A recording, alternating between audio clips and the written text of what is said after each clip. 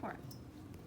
So, October 27th, 2004, at approximately about maybe 3:35 in the afternoon, a child was born. Her name was Payton. When she grew up, about maybe 5, 6, she was the happiest little thing. It was as if nothing could bring her down. She was powerful and confident in herself. Nobody could make her cry. Her mom was there through everything. When she walked, she was there to pick her up. When they moved, she redecorated her room. She was always there. When their dog died, she was there to hold her while she cried. She outlasted all of her friends. She was her best friend. She just was the most amazing person. She was always happy. She always had a smile on her face. She was exactly like her mother. Everything was perfect. She had all of her siblings at the same house, all together, playing games and making fun of each other. Because why not? And then one day, they took her to this thing called Huntington's disease fundraiser. She didn't know what that was. She barely knew what a disease was. And she had a pretty good time there. Everybody was nice. She even got to see a couple neighbors who moved away a long time ago. And, a couple hours passed, and her dad had her sit on the stage. Nobody was watching, though, so it's okay. He sat her down, looked her in the eyes, had this serious face, and said, "Your mother has a disease." She didn't know what to do. She sat there and thought about it for a second, what the word disease really meant. She looked at him and said, "Is Mom gonna die?" He said, "No, but she's gonna lose a couple years."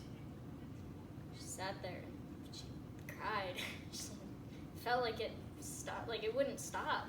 It felt as if the world just ended. She felt like she was going to lose her mother to this disease. Why was this happening to her? Why? Her life was going so great until this happened. Why her? She was never mean to people. She was always nice. She always supported everyone. So why is this happening to her? A couple years later, everything seems pretty okay. She's kind of forgotten about it.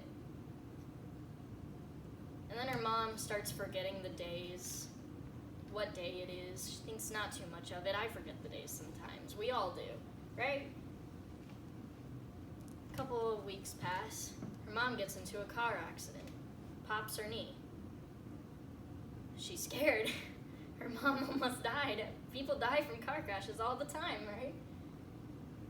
And then she's at the store and she falls. She pops her other knee. She can't even stand anymore. Her legs are in casts. She's sitting on the couch. Her daughter looks at her and just thinks, why is this happening to my mother? My mother of all people. She's the nicest person you could ever meet. She's just amazing. She's all smiles all the time. Even while this is all happening, all smiles. A couple of months pass. She's put on new medication. And it's as if her feelings are all gone. She has no emotion. There's no human left in her. She doesn't cry. She doesn't laugh. She doesn't smile anymore. Her daughter is just scared of what's gonna happen to her mother. The person who was supposed to be there through everything. Her sisters didn't have to go through this. Her sisters are all grown up. She lost her childhood to that disease. She didn't get to experience everything that her sisters got to experience. Her mom used to throw parties for them, used to show up to school bringing snacks for everyone, and hang out with her daughters and teach them new and interesting things every day, bring them to work. She can't do that with her newest daughter anymore. She lost her job. Her daughter is just sitting there trying to bring back that childhood. So people start making fun of her because she acts like a child, even though she's not anymore. She's starting to grow up. She needs to get out of that. But they don't know that she didn't have that. She didn't have the chance to have that. Her dad starts going out every day, comes back drunk, yelling, screaming. And it sucks that her sisters and her, whenever they heard Dad's coming home, that means you gotta go and pretend to sleep. I used to get woken up late at night, every day, or every night, by my dad. He would sit there and he would talk to me about everything, about how mad he was. And I knew that my mom's disease had to do with it, because he loves her. It never crossed my mind that he didn't. And eventually, he stopped drinking. Everything seemed like it was getting better, finally. My mom, she got medication that helped her more, so it seemed like her emotions were coming back, and everything was just a lot better. And then I went into middle school, and people brought me down, and I realized how horrible people can really be. I'd met people who I thought would never betray me, but they did. And I was diagnosed with severe depression. I started cutting myself.